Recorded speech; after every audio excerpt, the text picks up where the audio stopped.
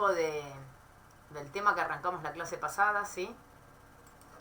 Pero ahora ya vamos a enfocarnos, ¿sí? en el movimiento del agua en la planta. Como les decía la clase pasada, uno puede pensar al agua como una especie de continuo, ¿sí? Es como un hilo, ¿sí? Ese continuo se logra, entre otras cosas, gracias a que las moléculas de agua van unidas por las fuerzas de cohesión, ¿sí? Entonces, esas fuerzas de cohesión, ¿sí? Adición al sólido, pero sobre todo las fuerzas de cohesión entre las moléculas de agua, hacen que el agua sea un continuo, ¿sí? Un continuo que viene desde el suelo, entra por las raíces, va al xilema de las raíces, al xilema del tallo, y luego va al xilema de las hojas, y ahí llega hasta, en realidad baña todas las células de la hoja, ¿no? Pero llega hasta donde están los estomas, ¿sí? Hasta la cámara subestomática, en donde el agua, en la cámara subestomática, ¿qué es lo que ocurre con el agua? El agua en el suelo está, ¿en qué estado está el agua?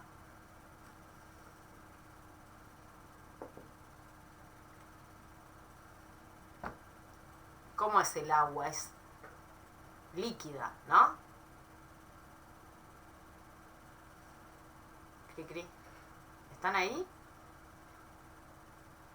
Sí, sí. ¿Sí? Ah. ¿Podés repetir la pregunta? Porque tenía bajo el volumen. Que, que el agua viene en la planta, ¿sí? Viene desde el suelo, forma un continuo y viene en estado líquido, ¿sí? ¿Y hasta cuándo llega a estar en estado líquido? ¿Siempre está en estado líquido o en algún momento pasa a estado gaseoso? Y cuando tiene Con el la, intercambio con la atmósfera. Con la en la atmósfera, evapotranspiración, ¿no? en la transpiración, bien. Y si uno lo tiene que decir puntualmente, ¿en qué lugar físico de la planta ocurre eso? Ese pasaje de esa evaporación de agua. Tomas. Toma. En los estomas, en realidad en lo que se llama la cámara subestomática, ¿sí? Que es la camarita que queda, ¿sí? Es como una especie de camarita de aire que está debajo del estoma, ¿sí? Del poro estomático, ¿sí? En ese lugar es donde el agua que viene en estado líquido, ¿sí? Que baña todas las paredes de las células, pasa a estado gaseoso y después sale del estoma ya estando en estado gaseoso, ¿sí? Entonces, por este fenómeno de cohesión es que llamamos, ¿sí? Es que podemos entender que el agua es como una especie de continuo, ¿sí? Y se mueve a través de toda la planta y llega hasta la cámara subestomática. Ahí se evapora y se pierde por la atmósfera, ¿sí? Entonces, este movimiento, ¿sí?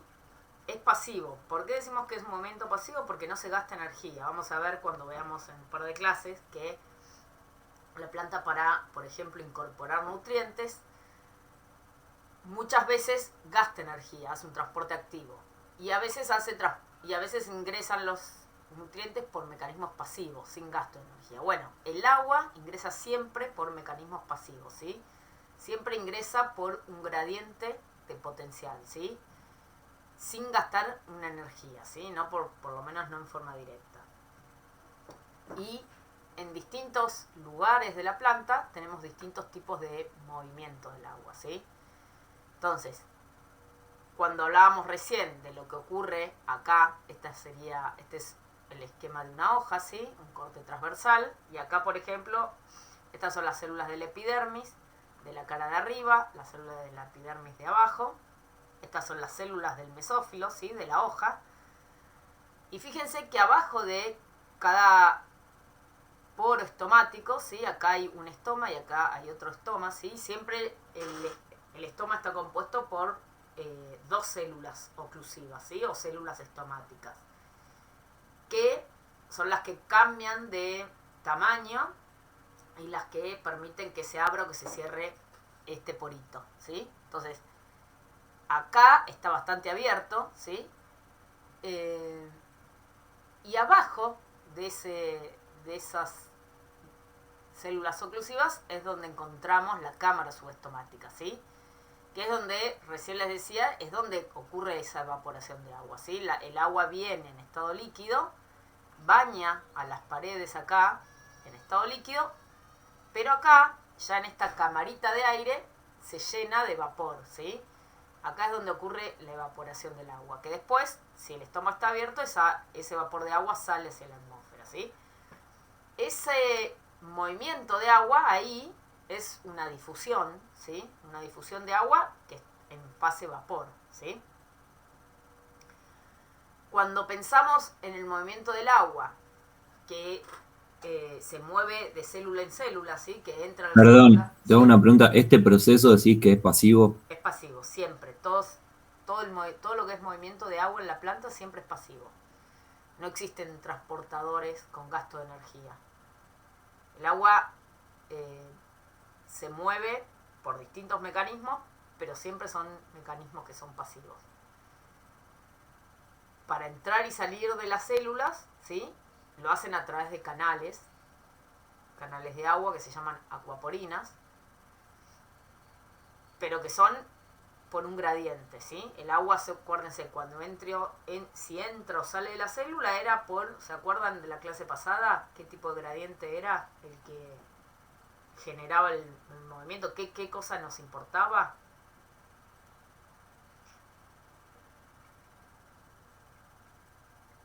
Una variable que definía el agua. ¿Se acuerda que definíamos el estado hídrico en la planta con una variable? El potencial. El potencial agua, ¿sí? Entonces el agua se mueve por diferencia de potencial agua cuando entra o sale de una célula. Entonces, ese movimiento, ¿sí?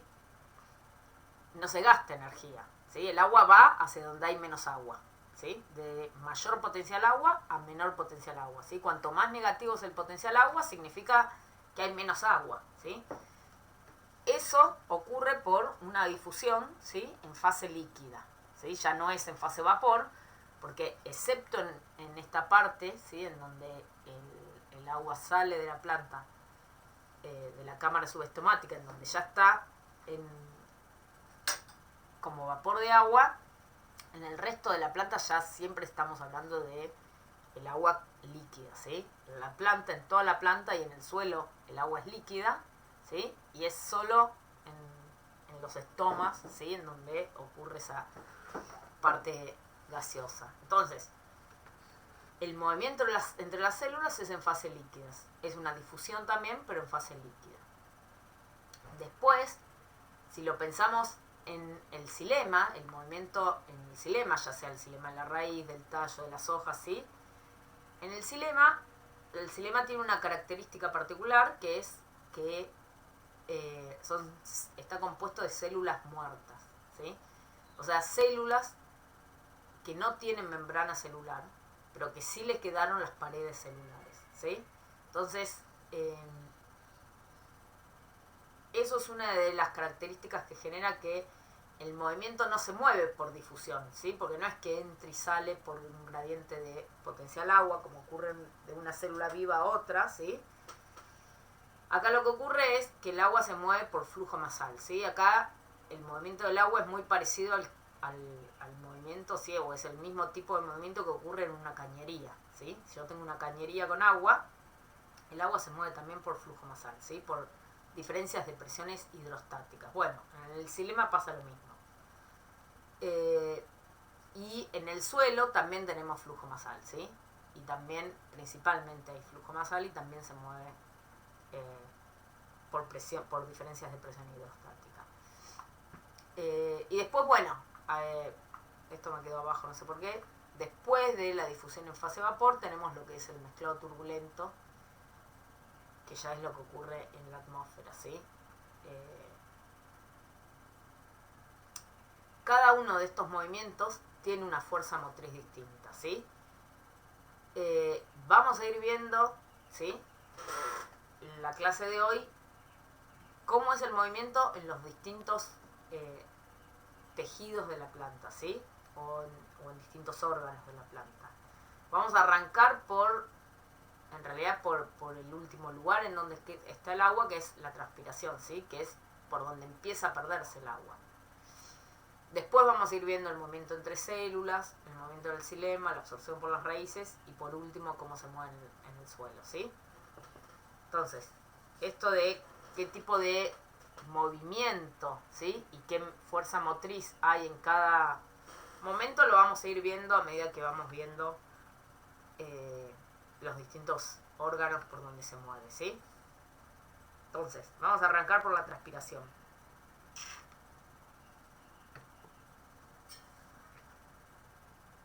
Como dijimos recién, la transpiración, ¿sí? El mecanismo, ¿sí? Por el cual se mueve el agua es una difusión en fase gaseosa, ¿sí? Y la fuerza motriz es el gradiente de potencial agua en forma de potencial de presión, ¿sí? O el potencial agua en forma gaseosa, ¿sí? ¿Qué es lo que ocurre? ¿Sí? Esta es la parte más importante, tal vez, ¿sí? ¿Qué es lo que ocurre en la cámara subestomática? En la cámara subestomática son estas camaritas que quedan, ¿sí? De aire que están justo por debajo de las dos células que conforman el poro estomático, ¿sí? Hay dos células oclusivas que que entre esas dos células se genera un porito, ¿sí? Un agujerito en la hoja. Y ese poro puede estar cerrado, puede estar abierto, ¿sí? Dependiendo de qué forma adquieren esas células, ¿sí? Y eso es algo que en la planta se ocurre todo el tiempo, ¿sí? O por lo menos todos los días se abren y se cierran los estomas, ¿sí? Entonces es algo que varía bastante, ¿sí? Y que puede también abrir y cerrarse según ciertas condiciones climáticas. Entonces, cuando este estoma se abre, ¿sí? Lo que ocurre es que el vapor de agua que está en esta cámara subestomática sale, ¿sí? Por ese poro, y gases como el dióxido o el oxígeno pueden ingresar, ¿sí? Hay intercambio gaseoso y hay intercambio de agua, si queremos decirlo, ¿sí? Pérdida de agua.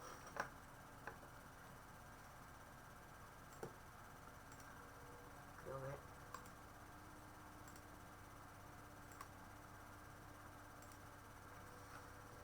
que... Entonces,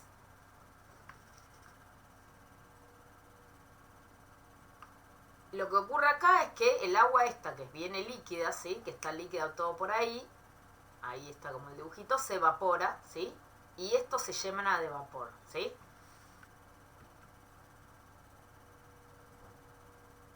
¿Qué define la transpiración? Bueno, hoy vamos a ver un montón de factores ambientales que afectan la transpiración, pero para tener como una idea de cómo afectan, ¿sí? La transpiración, lo primero que tenemos que pensar es cuál es la fórmula, ¿sí? Que nos define cuánto va a transpirar una planta, ¿sí? Cuál es el flujo transpiratorio. La diferencia de presión parcial de vapor entre la cámara subestomática y la atmósfera, ¿sí? Es la que me va a definir la fuerza motriz de la transpiración, ¿sí? ¿Qué significa eso? Que si yo acá tengo mucha presión de vapor, de agua, y afuera tengo muy poca, la diferencia entre la presión de vapor de agua de la cámara subestomática y la atmósfera va a ser muy grande. Entonces la transpiración va a ser muy grande. ¿Se entiende? ¿Alguien levantó la mano? ¿Podés repetir eso igual? Yo, profe, Sí. perdón, me parece que no estaba grabando la clase, por eso. Sí, estoy grabando, Estoy grabando. Gracias, disculpe. Yo, como no estoy viendo el Meet, si tienen una duda, interrumpan, ¿sí? No hay problema. Pero porque yo me cuesta bastante volver, si no... O sea, no los leo, no los veo, ¿sí?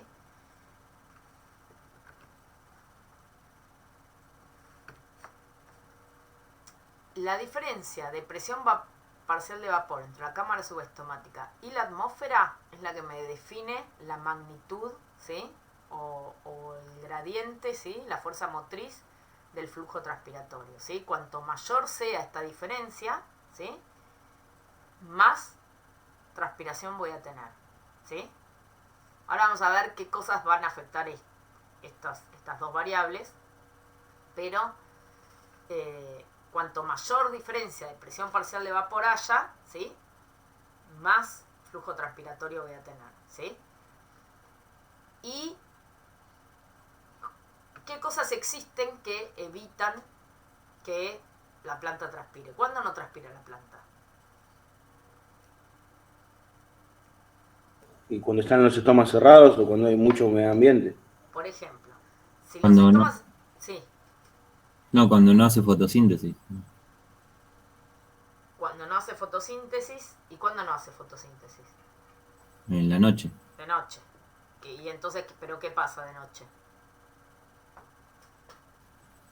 Y lo cierra. Cierra los estomas, ¿sí? En realidad, la clave ahí es lo que dijo el otro compañero, que es los estomas. Cuando los estomas están cerrados, no hay transpiración, ¿sí? Entonces,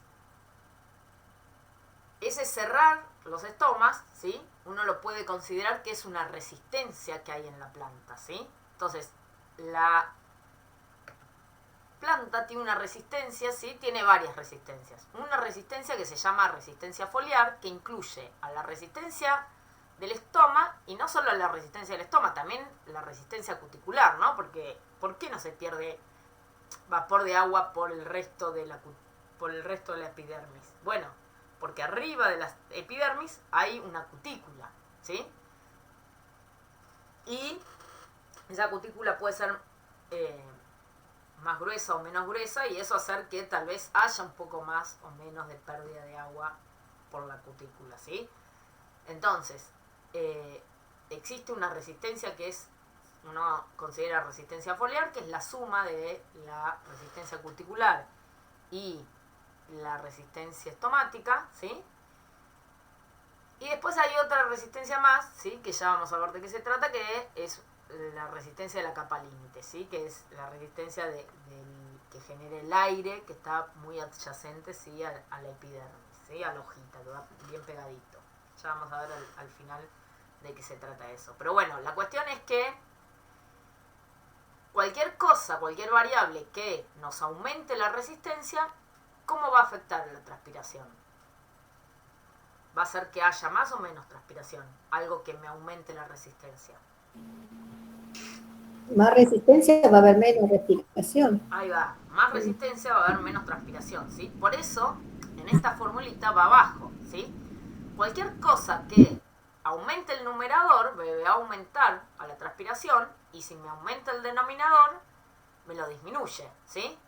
Si yo tengo 1 acá, y acá tengo 1, la transpiración va a ser 1, ¿no? 1 dividido 1 me da 1. Ahora, si la resistencia pasa de 1 a 2, bueno, y yo sigo teniendo 1 arriba, ahora es 1 dividido 2. Entonces, la transpiración pasa de 1 a 0,5, ¿sí?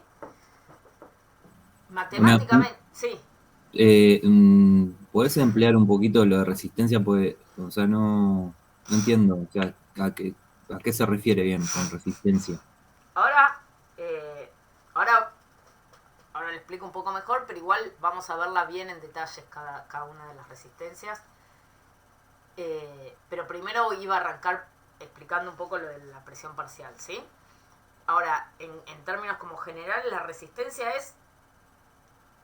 se define como resistencia algo que resiste al flujo transpiratorio, ¿sí? Resiste la pérdida, la salida del vapor de agua de la planta, ¿sí? Entonces, Ok. si el estoma está cerrado, ¿sí? La resistencia estomática es muy grande, ¿sí?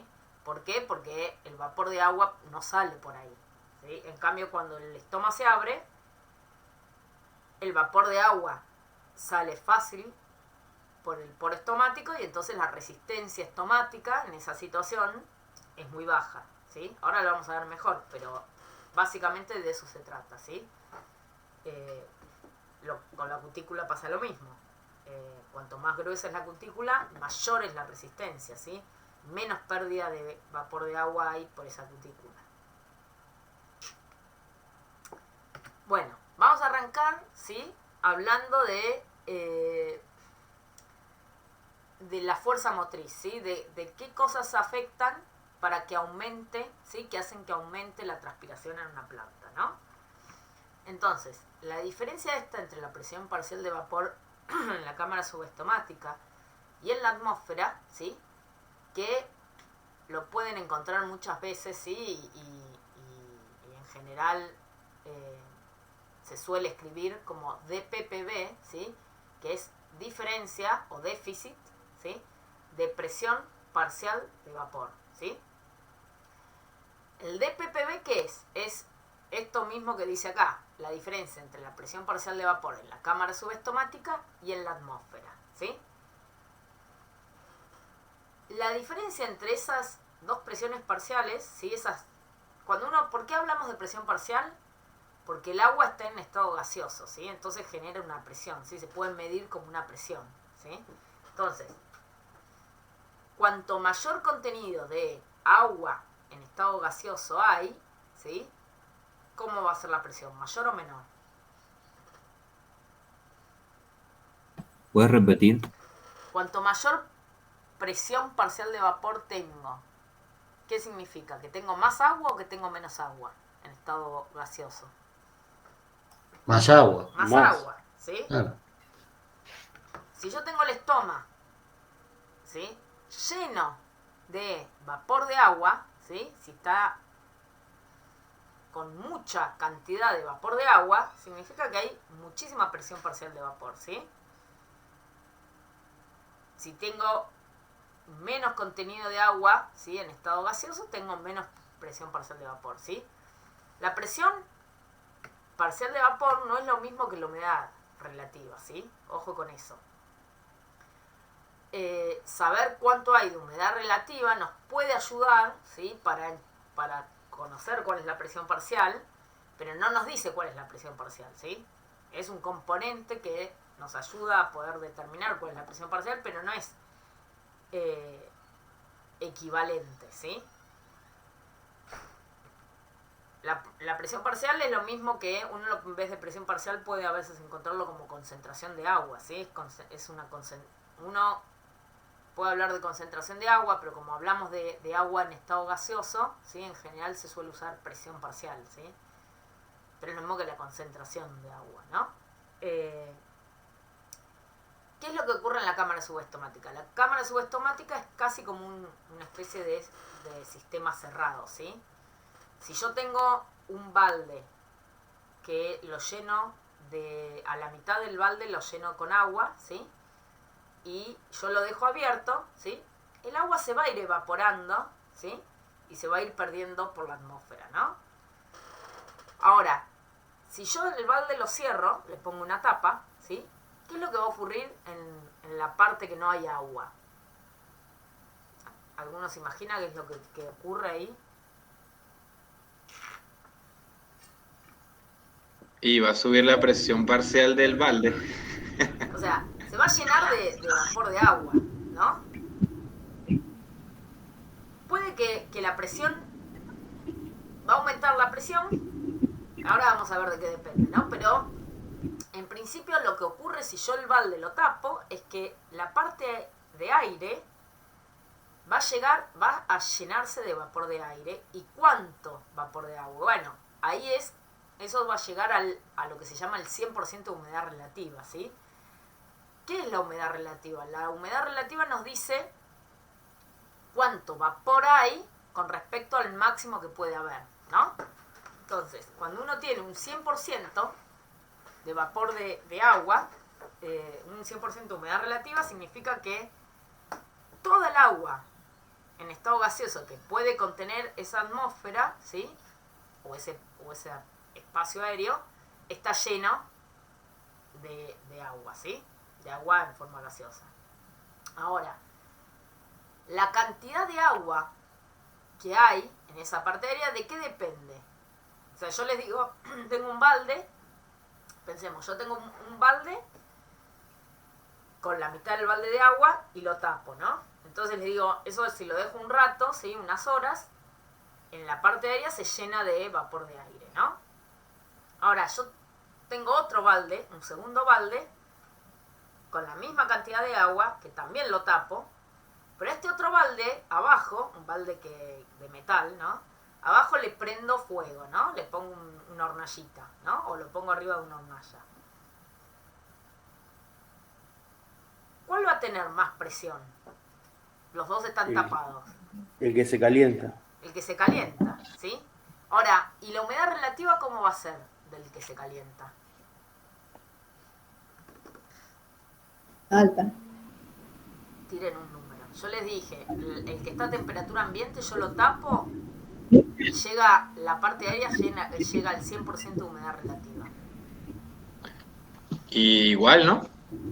El que pongo sobre la hornalla también llega al 100% de humedad relativa. Digamos, la humedad relativa, los dos van a estar con el 100% de humedad relativa, ¿sí? Porque el sistema está cerrado, ¿sí? Y cuando uno lo deja un rato, se llena de vapor de agua. Ahora, la diferencia está en que el que está con mayor calor, esa humedad relativa representa mucha más presión de vapor de agua, ¿sí? La cantidad de agua en estado gaseoso que puede contener una atmósfera a 30 grados es mucha más cantidad que a 20, ¿sí? Entonces, cuando uno solo le dicen la humedad relativa les está diciendo simplemente cuánto vapor de agua hay con respecto al máximo que pueda haber, ¿no? Ahora, es tener un 100% de humedad relativa a 20 grados no es la misma cantidad de agua que tener un 100% de humedad relativa a 30 grados. ¿Se entiende? A 30 grados la atmósfera puede tener muchísima más cantidad de vapor de agua que a 20, estando los dos al 100%, ¿sí? ¿Se entiende?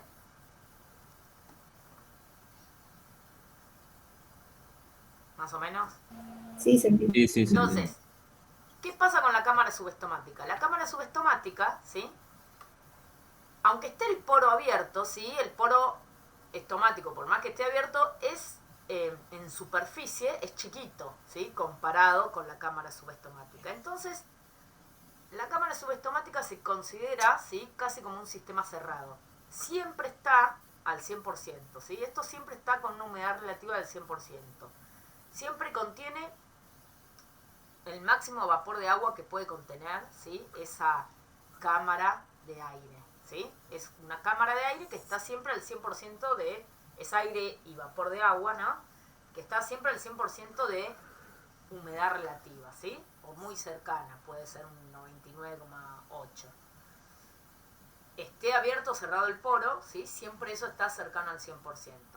Ahora, ¿siempre tiene la misma presión parcial de vapor la cámara subestomática? No, depende muchísimo, ¿sí? O el factor ambiental que más incide sobre la presión parcial que hay en la cámara subestomática es la temperatura, ¿sí? Si la hoja se encuentra, ¿sí? En una planta al mediodía, ¿sí? En un día despejado de verano, ¿sí? En donde los rayos de sol le están pegando, ¿sí? A esta hoja, la temperatura de la hoja puede tener 10 o 15 grados más que la temperatura ambiente, ¿sí? Fácilmente. Eso hace entonces que la cámara subestomática, ¿sí? Tenga muchísima más temperatura y contenga mucho más presión de vapor de aire, ¿sí? Entonces, lo que más afecta la presión parcial de vapor de aire de la cámara subestomática, ¿sí? Es la temperatura. La temperatura principalmente de la hoja, no solo no la temperatura ambiente nomás, ¿sí?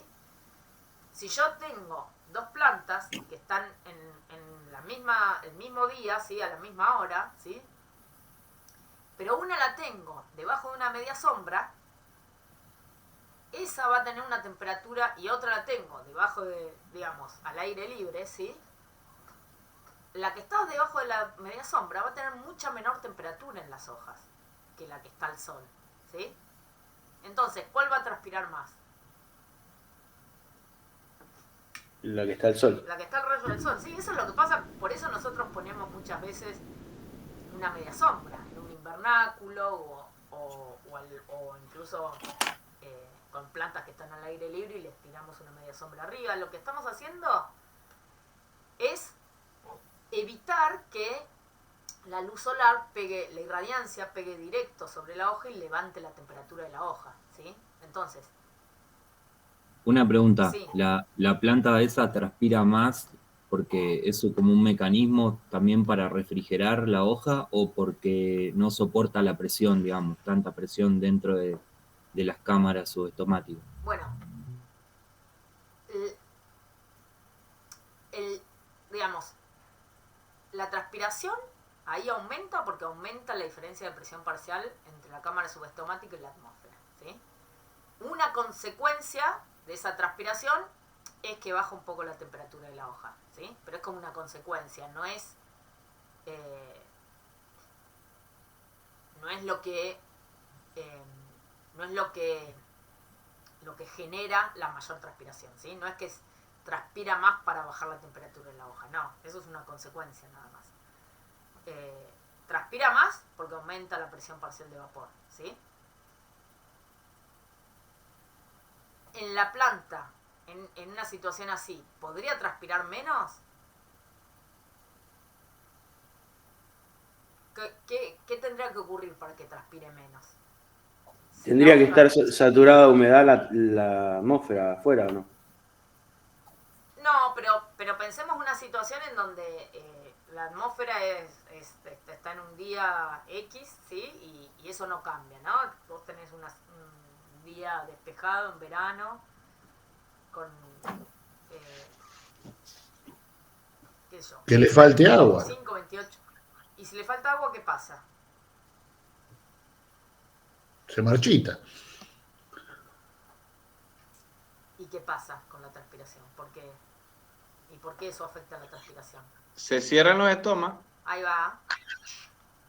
Digo, si está aumentando mucho la temperatura, ¿no? Y está transpirando mucho, una cosa que puede ocurrir es que se cierran los estomas. Entonces, digamos, lo que pasa acá y acá, la planta no puede intervenir en eso, ¿sí? La presión, ¿cuál es la presión parcial de vapor de la cámara subestomática? ¿Y cuál es la presión parcial de la atmósfera? Son cosas, fenómenos físicos, digamos, si queremos decirlo de algún modo, que ocurren que la planta no puede hacer nada con eso, ¿sí? Esa diferencia, ¿sí? Y que aumente o baje la transpiración, porque aumenta o baja esa diferencia, ese déficit de presión parcial de vapor, es algo en donde la planta no podría interceder, ¿sí? O sea, no hay mecanismos que hagan que cambie esa diferencia. En donde sí puede haber una intervención por parte de la planta, ¿sí? Una intervención no consciente, ¿no? Una intervención a través de mecanismos, pero una intervención es en cambiar la resistencia estomática, ¿sí? Entonces, la temperatura de la hoja puede estar levantando muchísimo y esto aumentando muchísimo y que entonces se está aumentando mucho la transpiración, pero si se cierran los estomas, deja de transpirar o baja mucho la transpiración, ¿sí? Entonces, todo el tiempo la transpiración va a depender de estas dos cuestiones, ¿sí? De cuán grande es esa fuerza motriz que genera la transpiración, pero por otro lado, qué ocurre con la resistencia, ¿sí? Entonces, uno siempre tiene que ir pensando en ambas cosas. De todos modos, en general, para simplificar las cosas, nosotros cuando pensamos en, bueno, cambia una cosa, decimos, bueno, yo tengo la planta en una situación, ¿no? Y empieza a aumentar la temperatura de la hoja, bueno, me va a aumentar la transpiración, ¿sí? Después podría ocurrir que cierran los estomas y ya baja, pero en un comienzo el aumento de la temperatura hace que aumente la transpiración, ¿sí? ¿Se entiende?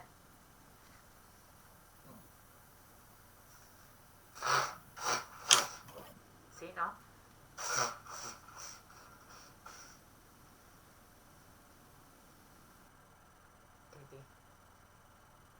¿Más o menos?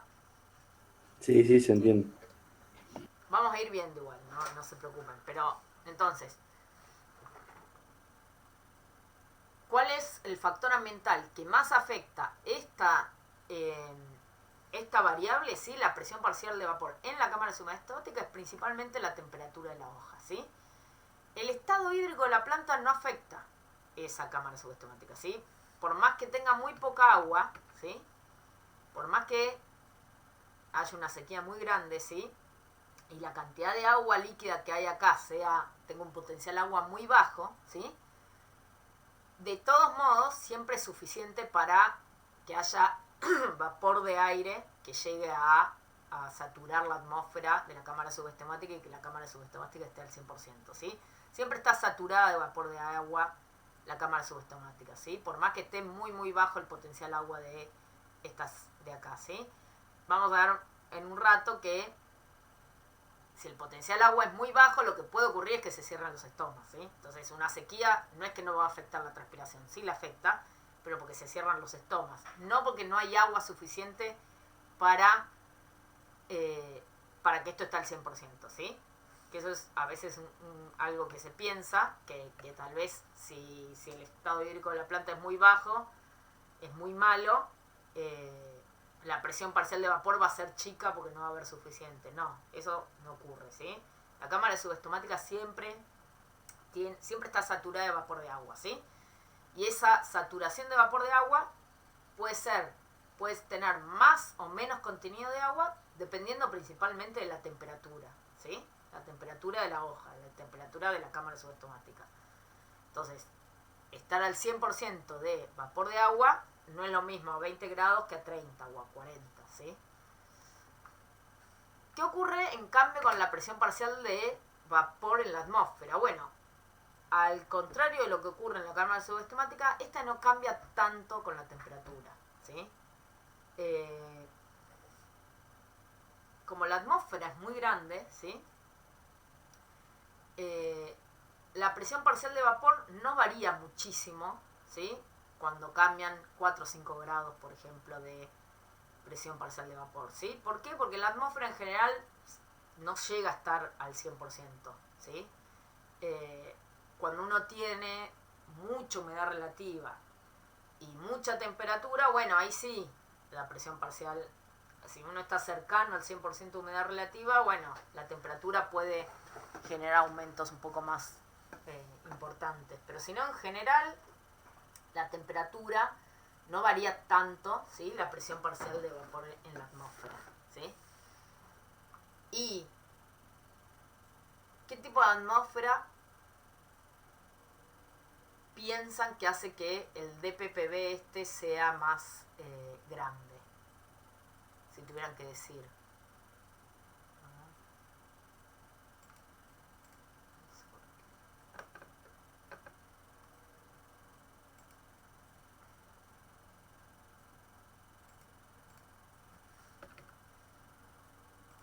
Y una atmósfera donde no tenés casi nada de humedad, digamos. Ahí va, una atmósfera seca, por ejemplo, ¿no? En un clima más bien seco, árido, ¿sí? Desierto. Claro, la presión parcial de vapor es muy chiquita. Si esto es muy chiquito, esta diferencia va a ser más grande. Entonces, cosas que agranden esto, por ejemplo, que aumente mucho la temperatura de la hoja, me van a aumentar el DPPB, ¿sí? Y cosas que hagan chiquita esta, también me aumentan el DPPB, ¿sí? Entonces, climas más bien secos, ¿sí? Van a hacer que la presión parcial de vapor sea más bien chica, ¿sí?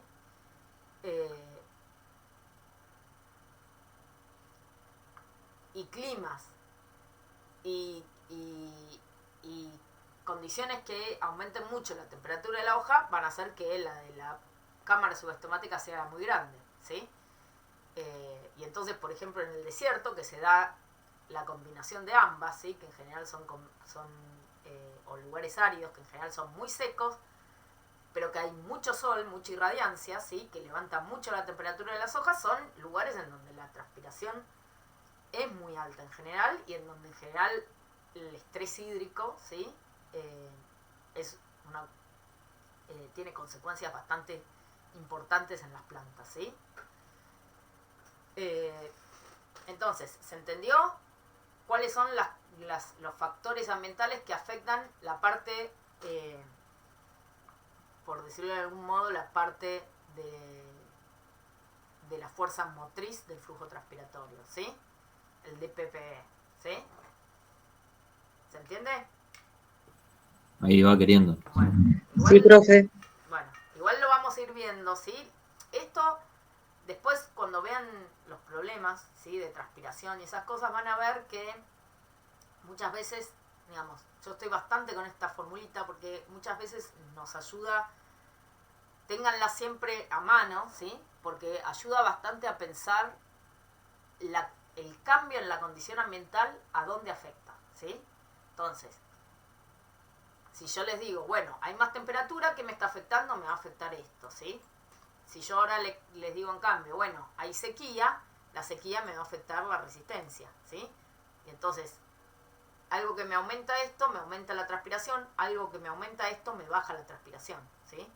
Entonces, ir pensando qué es lo que ocurre en esto nos va a permitir saber, ¿sí? O predecir qué puede ocurrir con la transpiración, ¿sí? Según qué cambio ambiental ocurra, ¿sí? O qué situación ambiental ocurra. Entonces, vamos a ver qué es lo que pasa entonces con la parte de abajo, ¿no? Con las cosas que hacen que disminuya la transpiración, ¿sí? Que tienen que ver con la resistencia foliar. La resistencia foliar, como les decía hoy, es la suma de la estomática y la cuticular, ¿sí? No se suman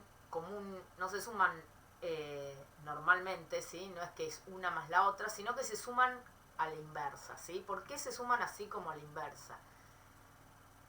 Esto uno puede hacer como una especie de paralelo con la electrónica. No sé si alguno vio algo de electrónica alguna vez, o capaz en la secundaria, en física.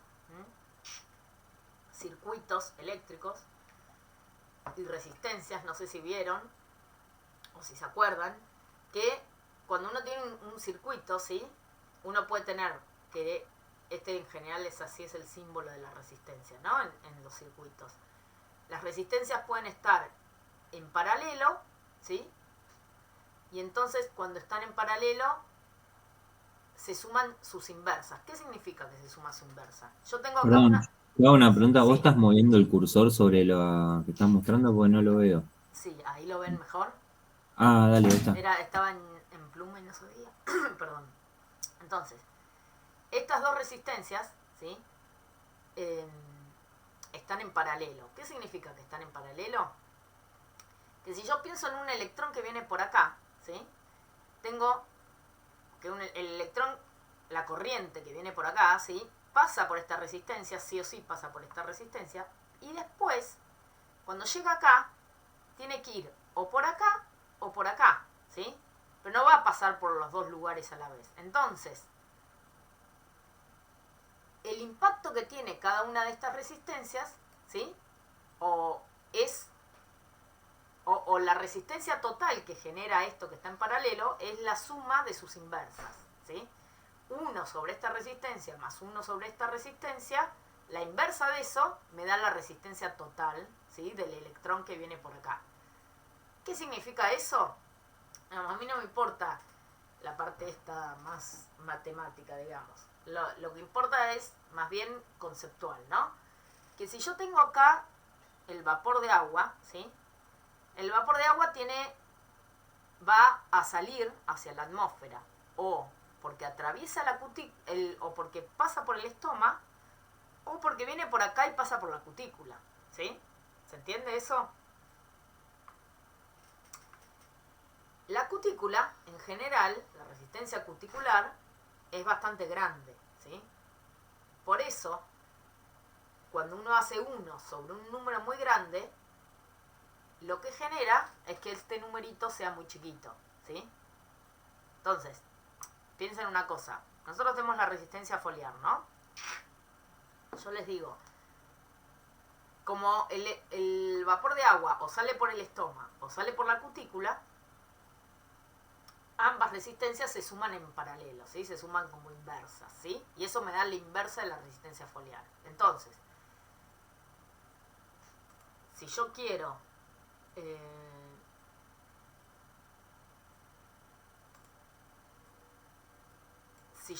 calcular la resistencia foliar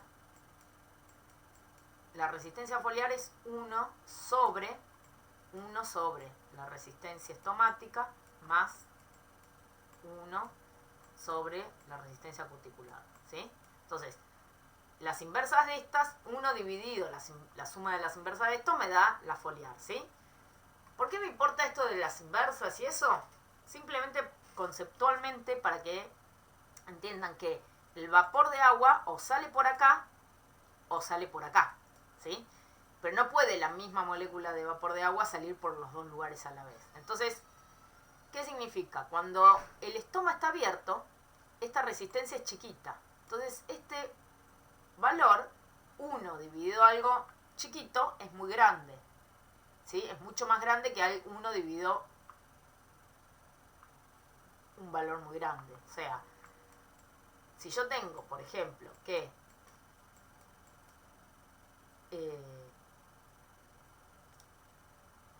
a ver, vamos a poner un valor. Si el estoma está abierto, capaz que la resistencia es 0,5, ¿sí? Uy, esto. La cutícula, ¿sí? Va a tener una resistencia, por ejemplo, de 4, ¿no? 4 ohms. Se suele a poner unidades como la resistencia en electrónica, ¿no? Entonces, 1 dividido, bueno, vamos a poner un valor más grande. Bueno, o no, 1 dividido 4, sí, un valor más grande, ¿no? La resistencia cuticular es bastante más grande. 1 dividido 10, ¿sí? Me da 0,1. Y 1 dividido 0,5 me da 2, ¿sí? Entonces, este valor pasa a ser despreciable, ¿se entiende? O sea, el valor de la resistencia cuticular, en realidad la resistencia cuticular es tan grande que prácticamente el cambio en la resistencia foliar en general está dado por el cambio en la resistencia estomática, ¿se entiende? O sea, el estoma, cuando el estoma está cerrado, la resistencia estomática es muy grande y ahí el vapor, ahí la resistencia estomática y la cuticular son similares, ¿sí? Entonces la resistencia foliar es muy grande, ¿sí? Porque las dos son muy grandes. Ahora, cuando el estoma se abre y la resistencia estomática baja mucho, ¿sí? Ya ahí uno puede decir que la resistencia cuticular es casi despreciable, no porque sea despreciable, sino que es tan grande que no tiene impacto sobre la foliar, ¿se entiende? Porque esto es un número tan chiquito que la inversa me da un número. Una pregunta o algo. Sí. Es decir que, digamos, en cualquiera de los dos casos, si el estoma está abierto, está cerrado, la resistencia cuticular sigue siendo la misma prácticamente. Sí. La resistencia cuticular puede cambiar en una planta, sí, en ciertas condiciones ambientales, pero si cambia un poco, sí, es un cambio que lleva por lo menos varios días. Entonces, no es un cambio. Entonces, uno en general, la resistencia cuticular es bastante dependiente de la especie, ¿sí? Las distintas especies tienen en general más o menos distinto tipo de cutícula. Y no es muy dependiente del ambiente. Sí puede, plantas de la misma especie cultivadas en distintos ambientes pueden tener una sutileza en diferencias cuticular, pero no es algo muy grosero, ¿sí? Ahora, los cambios que puede haber en la resistencia foliar durante un día nunca se deben a cambios en la cutícula, ¿sí? Porque no hay cambios en la cutícula tan rápidos. Entonces, que el estoma esté abierto o cerrado sí nos define que la resistencia foliar sea mayor o menor, ¿sí? Entonces, lo importante de esto principalmente es que si bien la resistencia foliar es la suma de la resistencia estomática y la cuticular, ¿sí? La que tiene mayor impacto en la resistencia foliar, ¿sí? O en el cambio diario de la resistencia foliar tiene que ver con la resistencia estomática, ¿sí?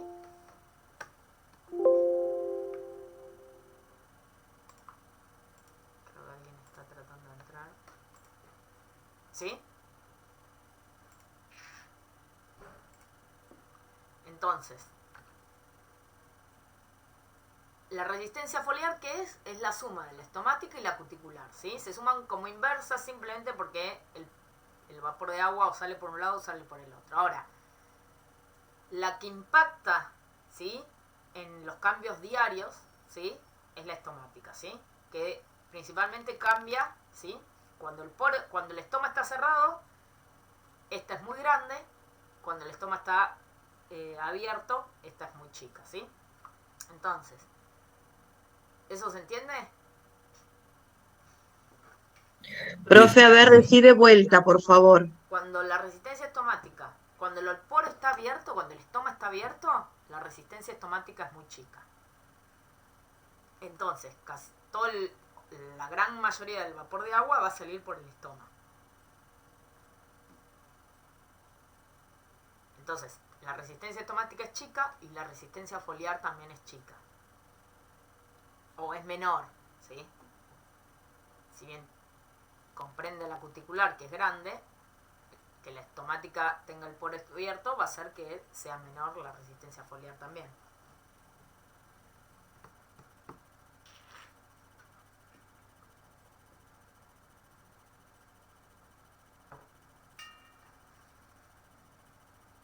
Y ahora, si el poro está cerrado, el estoma está cerrado, ¿cómo va a ser esa resistencia? Mayor. Muy grande, ¿sí? Mayor, ¿sí? Y entonces ahí la resistencia foliar es mayor también, ¿sí? Perfecto, gracias.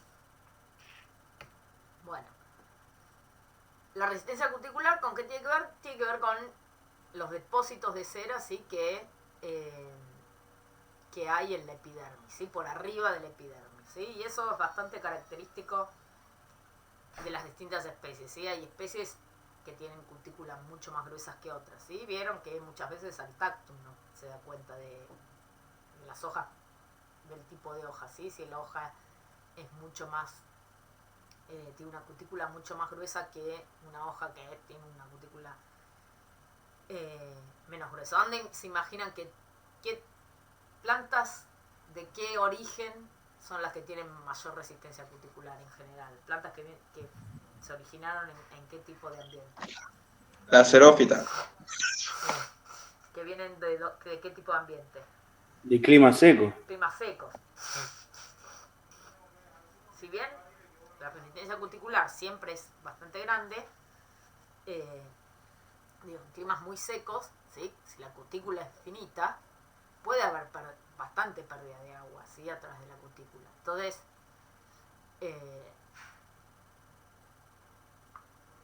las especies que se originaron en lugares más bien secos, ¿sí? En general tienen como característica una cutícula más bien gruesa, ¿sí? Entonces, uno puede tener diferencias de resistencia cuticular entre distintas especies, ¿sí? Lo que no ocurre, ¿sí? Es que una misma especie, ¿sí? O una misma planta cambie esa resistencia, ¿sí? En cuestión de horas de un día, ¿sí? Una misma planta va a cambiar la resistencia foliar principalmente por la apertura y el cierre de los estomas, ¿sí? No por cambios en la cuticular. Pero eso no significa que no haya distintas resistencias cuticulares, ¿sí? Eso me generó dudas con algo que dijiste antes, porque dijiste que en el desierto la transpiración es mayor de las plantas, pero no digamos... No, el DPPB es mayor. La transpiración depende del DPPB por un lado, pero también de la resistencia. Entonces, esto aumenta mucho en el desierto. Pero eso va a aumentar o no la transpiración dependiendo de qué pasa abajo. Entonces, hay plantas que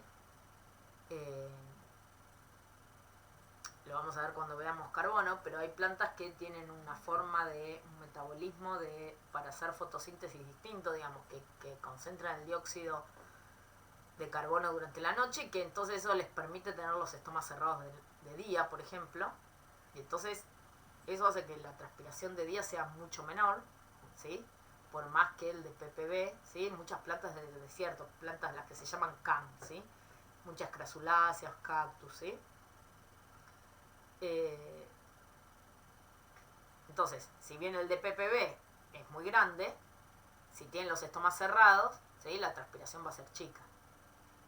Entonces, algo que aumente esto no necesariamente aumenta la transpiración, ¿sí? En forma directa. O sea, va a empezar a transpirar más, pero depende mucho de esto, ¿sí? Entonces, que aumente mucho la resistencia estomática, ¿sí? Va a generar una disminución en la transpiración. En medio el balance entre esas dos cosas hace que haya más o menos transpiración, ¿sí? Entonces, la cuticular depende, ¿sí? Principalmente de los depósitos de cera que hay, ¿sí? Arriba del epidermis. Y después la resistencia estomática depende principalmente de qué, del grado de apertura, ¿sí? Si el estoma está más o menos abierto. Y también de qué depende, también depende de la cantidad de estomas que hay, ¿no? ¿Qué piensan que la densidad de estoma es algo que de qué depende? ¿Depende de algo o depende del genotipo? ¿De qué depende? ¿Y de la especie de la planta o no? Depende bastante de la especie, ¿sí? Pero también depende de ciertas condiciones ambientales. Se desregula, digamos, Se como... puede regular, ¿sí? Hay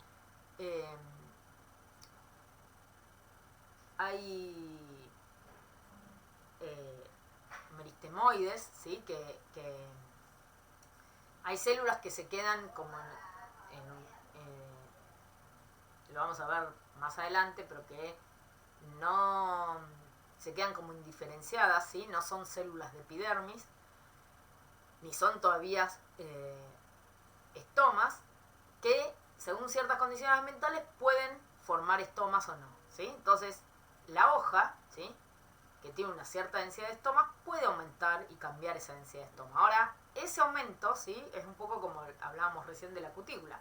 Esos cambios de la densidad de estomas se da después de varios días, ¿sí? De una situación ambiental se puede dar.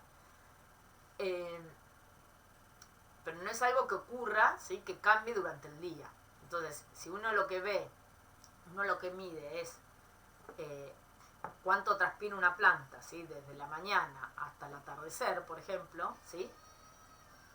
En esa variación que hay durante el día, la resistencia estomática no va a depender de la densidad de estomas, ¿sí? Porque esa hoja va a mantener la densidad de estomas durante un día, ¿sí?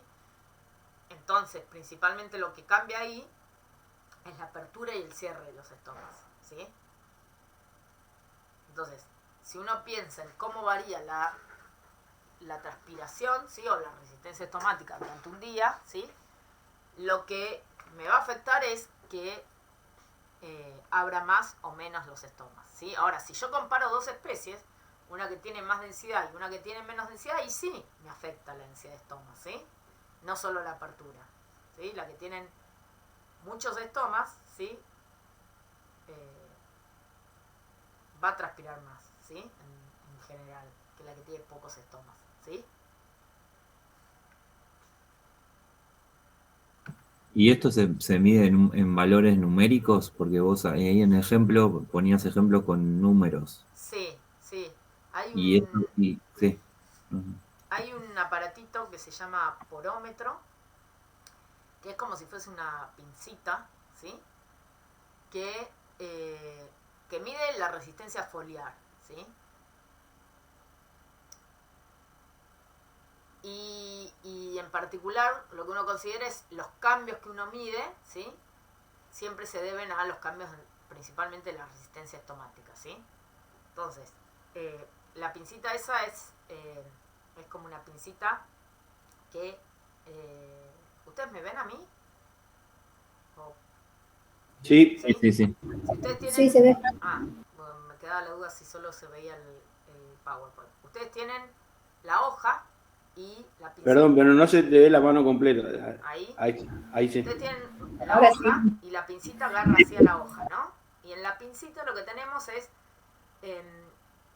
que hay como una camarita, ¿sí? En la parte de abajo hay una camarita que tiene como dos sensores, ¿sí? Que miden como la humedad, la presión parcial de vapor que va pasando, ¿no? Entonces, de algún modo, si tiene los estomas más abiertos, sale más rápido el vapor de agua que si los estomas están más cerrados, ¿sí? Entonces mide la velocidad con la que sale el vapor de agua. Entonces uno mide, en realidad se suele decir que se mide la conductancia, ¿sí? Que es la rapidez con la que sale el agua. La conductancia estomática es la inversa de la resistencia, ¿sí? Si yo tengo mucha conductancia es porque hay poca resistencia, ¿sí? Pero bueno, el porómetro, ¿sí? Eso se llama porómetro. Ese aparatito es un aparatito así, que tiene una pincita. A ver si hay foto. No hay foto acá. Ese aparatito puede medir, y es bastante común medir, ¿sí? En distintos momentos del día, por ejemplo, cómo es la resistencia estomática, ¿sí? Claro, pero los valores numéricos, eso es lo que no entiendo o no me imagino de dónde surgen, porque, o sea, Ahí, surgen de una convención de decir, bueno, no sé, te digo algo, tantos estomas o qué sé yo, o es el valor uno. tengo acá. O sea, ¿de dónde surge eso? No entiendo. Ahí ¿Cómo podés se poner usan un... distintas formas. Ese aparatito lo que mide es como el flujo de vapor de agua, entonces te da un flujo que te lo da en segundos por centímetro, ¿sí? Muchas veces es micromoles de agua, ¿sí? Que pasan por segundo y por centímetro, ¿sí? Si uno habla de la resistencia en particular, ahí se habla de ohms. Se mide como distinta, pero en general la resistencia, cuando uno mide la conductancia, ¿sí? O la resistencia estomática con el aparatito, lo que mide es el flujo de agua. Se habla de flujo de agua. Ah, está bien. Porque lo Está que uno expresado mide, en un movimiento, digamos. sí, porque uno Dijiste, lo que mide es el flujo de agua que está saliendo del estómago, ¿sí? O que está en saliendo una del unidad óvulo. en una unidad de tiempo es, En digamos. una unidad de tiempo, sí. Se hace Ahí va. en general en segundos, en general son centímetros y en segundos. Ahí va. Es como una velocidad. Es cuánto tarda, ¿sí? Sí, sí, La entiendo, molécula entiendo. de agua o el vapor de agua de pasar de un sensor al otro que tiene el aparatito que mide. Entonces, los valores se dan como flujo, ¿sí? Entonces,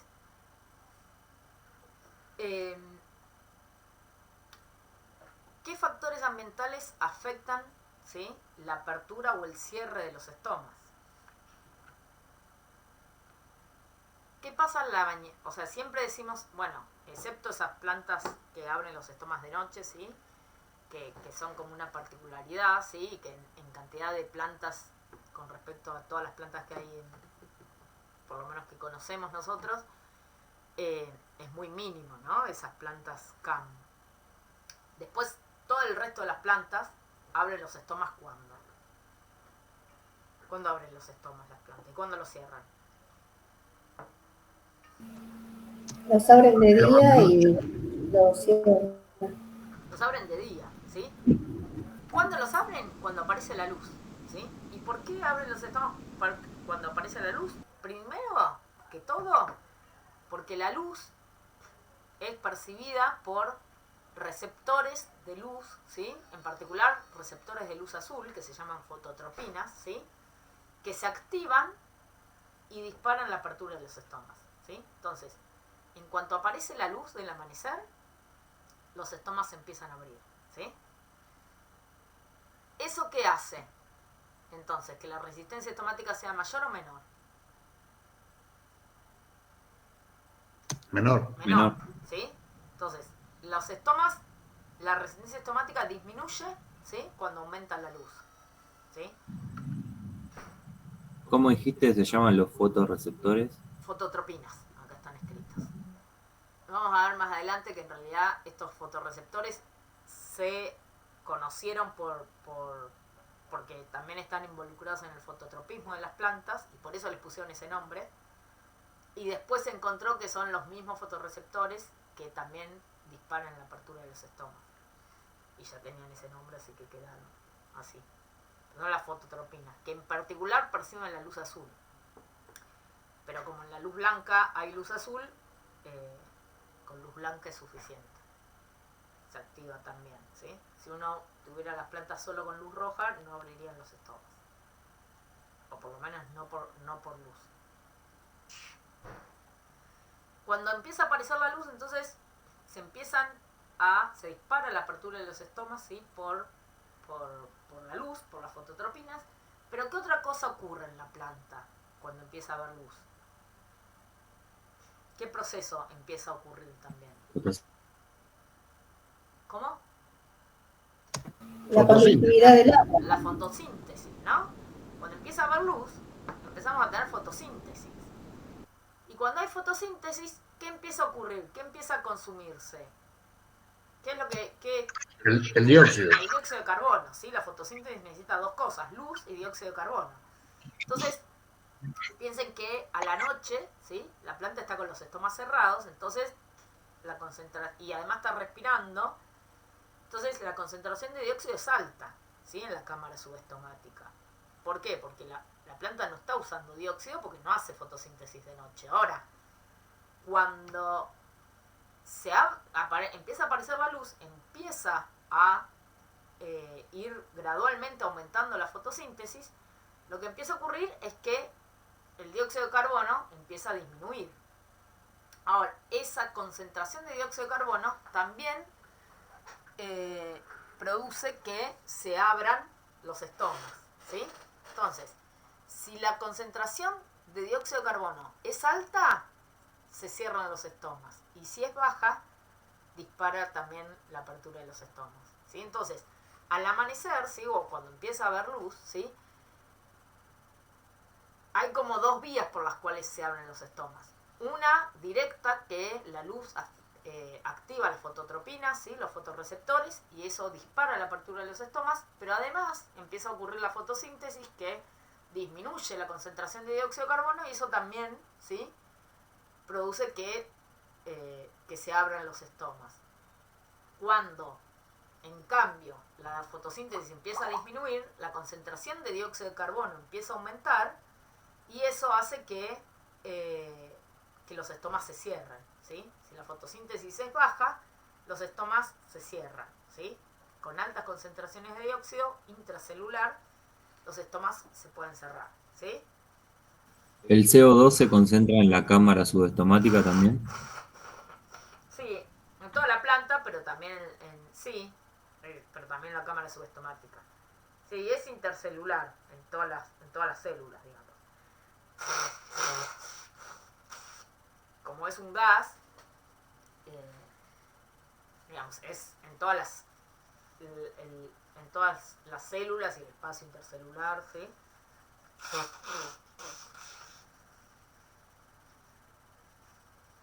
Ahora, en cuanto se abren los estomas, se va por ahí el dióxido, ¿sí? Se va y entra también, ¿no? Pero bueno, la cuestión es que si los estomas están cerrados y no se está consumiendo dióxido porque no hay fotosíntesis, la concentración de dióxido dentro de la planta empieza a aumentar, ¿sí?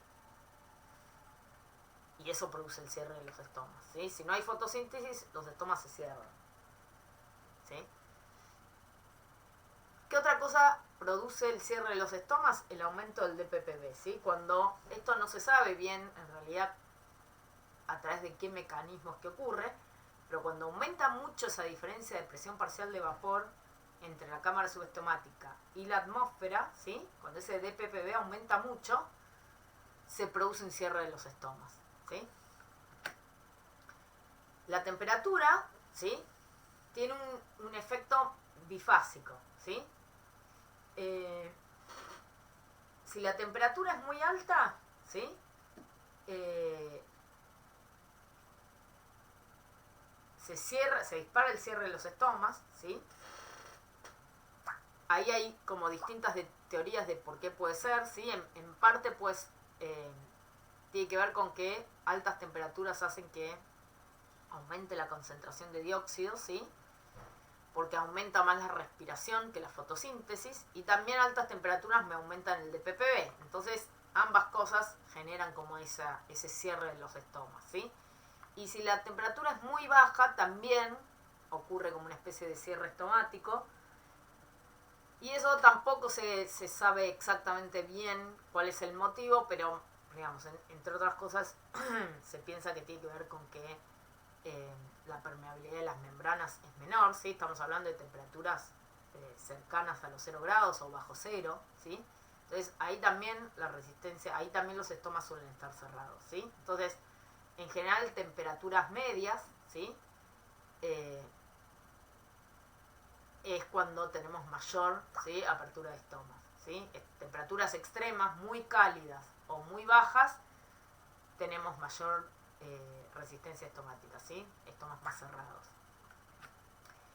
Y por último, ¿sí?, el último factor ambiental que afecta la apertura o el cierre de los estomas tiene que ver con el potencial agua, ¿sí?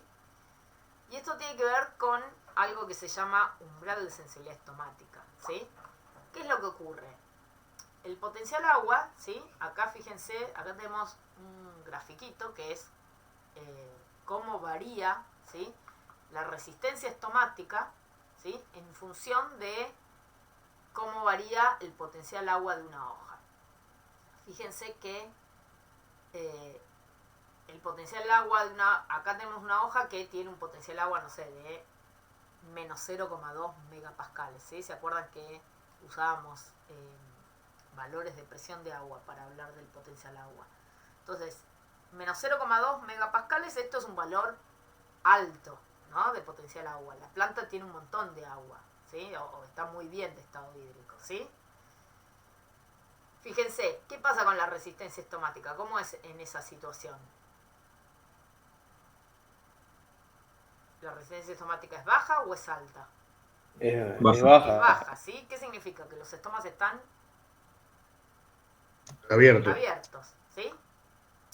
Si el potencial agua de la hoja es bueno, ¿sí?, los estomas están abiertos, ¿sí? A medida que la planta empieza a transpirar, ¿sí?, cuando va transpirando la planta, el potencial agua va bajando, se va haciendo más negativo, ¿sí? Y eso no tiene un efecto sobre la apertura de los estomas, ¿sí? Dentro de cierto rango, ¿sí?, de potenciales agua, no se afecta la apertura estomática, ¿sí? Si la planta ya es de día y abrió los estomas, porque la luz hizo abrir los estomas y además empezó a hacer fotosíntesis, bajó el dióxido de carbono y tiene los estomas abiertos, está transpirando la planta, ¿no? Y si arranca con un potencial agua más o menos bueno y empieza a transpirar y baja un poco el potencial agua, no pasa nada, ¿sí? No hay un cambio en esa apertura de los estomas. Ahora, cuando el valor de potencial agua llega a un valor que nosotros definimos un umbral de sensibilidad estomática, ¿sí?, cuando el potencial agua baja por debajo de ese umbral, lo que se observa es que se dispara el cierre de los estomas, ¿sí?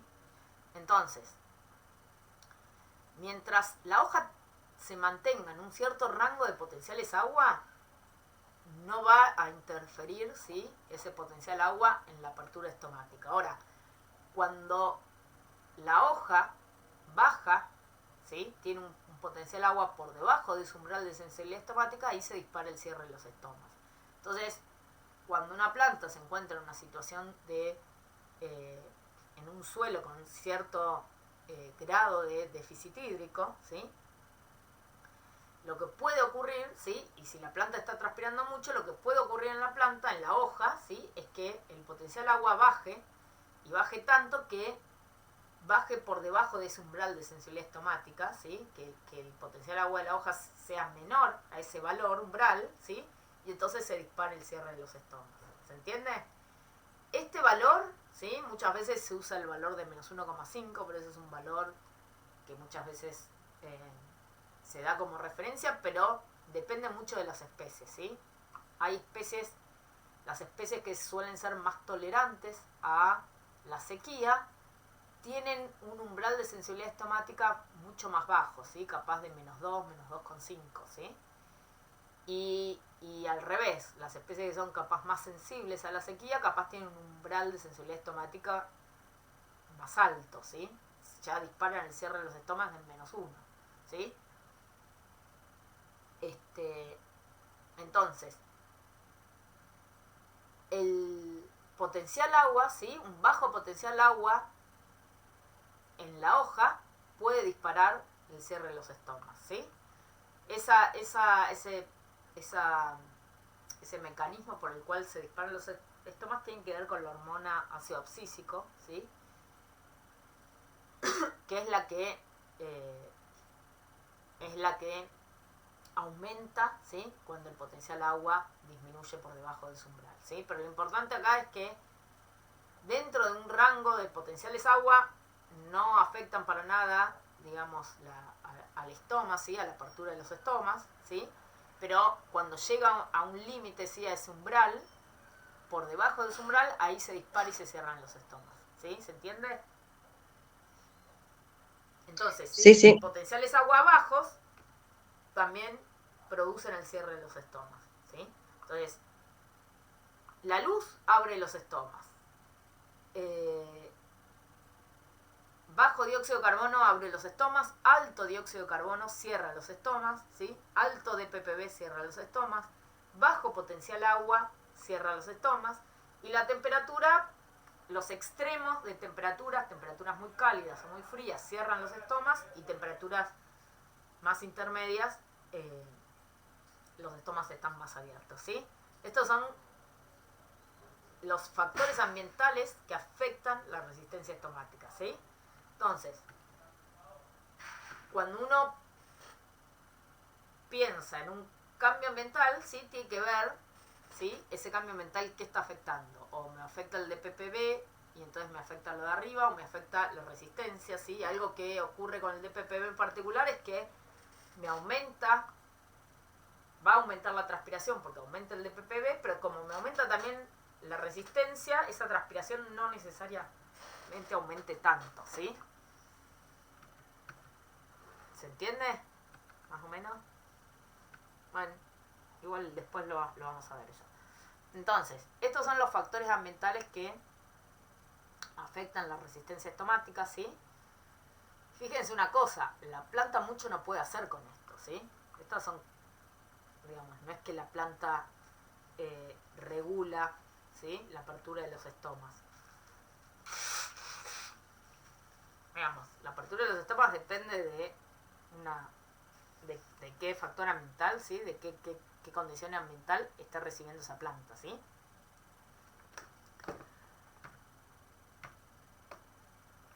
Además de esa resistencia foliar, ¿sí?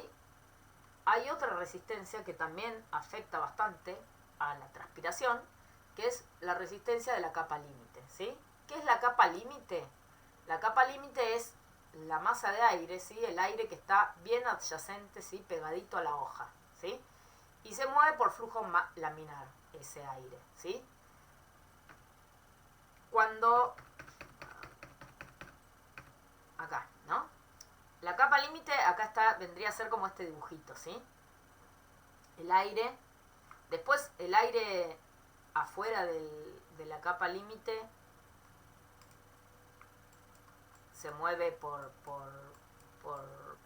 vértices, ¿sí? Que se llama mezclado turbulento, ¿sí?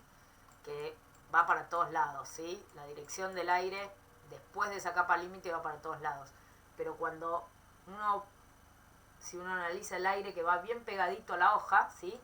Tiene esta dirección, ¿sí? Tiene una dirección así, es laminar, ¿sí? Se mueve en forma laminar. ¿Qué es lo que ocurre? La molécula de agua, ¿sí? Que sale de la hoja, tiene que atravesar esta capa de aire laminar hasta llegar a esta parte más turbulenta, ¿sí? Si esta capa es más ancha, la resistencia es mayor. Si esa capa es más finita, la resistencia es menor, ¿sí? Entonces, ¿de qué depende que sea más grueso o más fino esta capa de aire? ¿Qué se imaginan? Del viento. Del viento. Si hay mucho viento, esto es chiquitito. En cambio, si no hay viento, esto es más grande, ¿sí? Entonces, el viento es el principal factor ambiental que nos cambia la resistencia de la capa límite, ¿sí? Fíjense, si uno mira cómo es la tasa de transpiración, ¿no? Y uno siempre la tiene que mirar en una misma apertura estomática, ¿no? Si yo digo, bueno, en 10 milímetros de apertura estomática, ¿no? Tengo el estoma tengo plantas que tienen la misma apertura estomática y las pongo en dos situaciones, una con aire calmo y la otra con viento, ¿no? La que está con viento transpira mucho más que la que está con un aire calmo, ¿sí? Con la misma apertura estomática. Entonces, ¿por qué es eso? Porque la que está con viento tiene una resistencia de la capa límite mucho menor que la que está con aire calmo, ¿sí? La que está con aire calmo, esta resistencia es mucho mayor, ¿sí? Entonces, el viento es casi principalmente el único factor ambiental que me cambia esa capa límite, ¿sí? Que haya viento o no haya viento va a hacer que la capa límite sea mayor o menor y que la resistencia entonces sea mayor o menor, ¿sí? Ahora, además de ese factor, de factores ambientales, hay factores endógenos de la planta que pueden hacer que esa capa límite sea mayor o menor, ¿sí?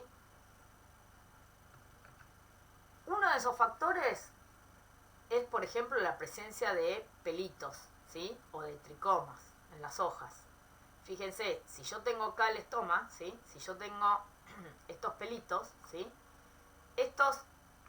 Yo tengo...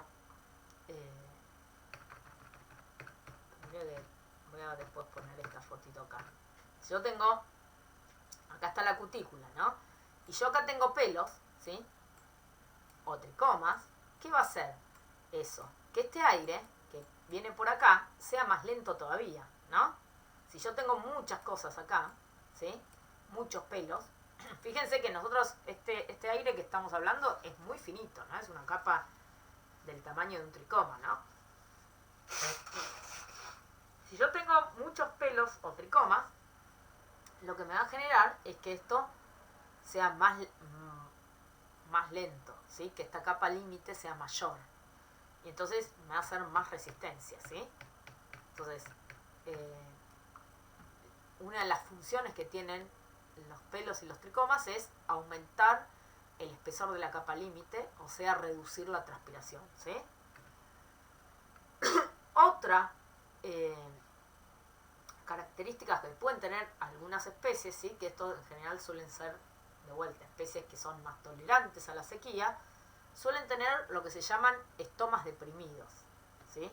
Fíjense que en general uno cuando ve un corte de una hoja, ¿no? Uno ve, estas son las células de la epidermis y la célula estomática suele estar acá y acá.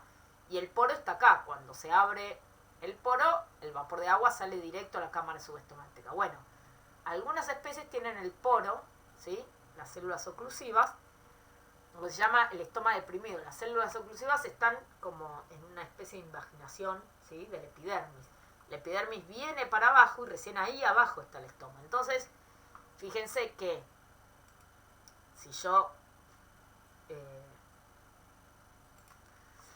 tengo una situación en donde el estoma está acá, por ejemplo, ¿no? En una planta normal, y acá tengo la cámara subestomática, el vapor de agua, en cuanto sale del estoma, tiene esto de capa límite, por ejemplo, ¿no? Ahora, la que tiene el estoma acá, fíjense que tiene de capa límite esto más todo esto, ¿sí? Porque el agua sale por acá y tiene que atravesar todo esto para llegar a esa parte de mezclado turbulento, ¿sí? Entonces, estos estomas deprimidos, ¿sí? Aumentan muchísimo también esa capa, ¿sí? El espesor de esa capa límite, ¿sí? O sea que aumentan mucho la resistencia de la planta, ¿sí? La resistencia de la capa límite que hace disminuir la transpiración, ¿sí? Por último, ¿sí? Otra característica anatómica que pueden tener algunas hojas que también aumentan el espesor de la capa límite es cuando se produce el acartuchamiento de las hojas, ¿sí? Vieron que muchas veces las hojas se doblan así, ¿sí? Como acá, como vemos en esta foto, ¿sí? ¿Lo aumenta o lo disminuye? Y esto aumenta. ¿Por qué? Porque si yo tengo los estomas, yo ahora cuando se cierra así la hoja, ¿sí? Hay menos viento. El aire, ¿sí? Se genera todo un ambiente, ¿sí? con mucho menos viento, que me hace que el aire, los poritos que quedaron como en esa camarita que se te forma cuando la hoja se acartucha, el movimiento del aire es mucho menor. Entonces, este tipo de respuesta es bastante común de verlo, ¿sí? en zonas ventosas, ¿sí? Que no sé si prestaron atención alguna vez, pero en las zonas ventosas muchas veces ocurre eso, de que se ve como las hojas se acartuchan, ¿sí? Y tiene que ver con esto, tiene que ver con que es de algún modo una respuesta que aumenta la resistencia a la capa límite, ¿sí? Entonces mejora o disminuye la transpiración, ¿sí? Profe, Sí, yo veo cómo están ahí las hojas dobladas, ¿no? Bueno, es la adaptación de la planta, pero se me da a pensar que tendría que ser para el otro lado, que se doblen por la ubicación de los estomas, o eso no tiene nada que ver. bueno, depende la especie, porque en general las hojas, la gran mayoría o más o menos, suelen tener mayor densidad de estomas en la parte de abajo de la hoja que de arriba, pero no todas, algunas tienen más arriba y algunas tienen la misma cantidad arriba y abajo. O sea, depende mucho de la especie, es la posición de los estomas.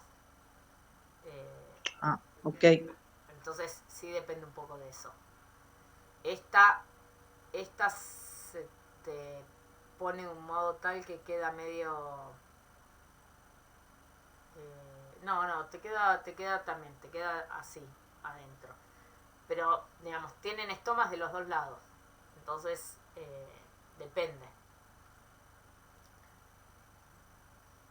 Depende de la especie, digamos. Pero sí.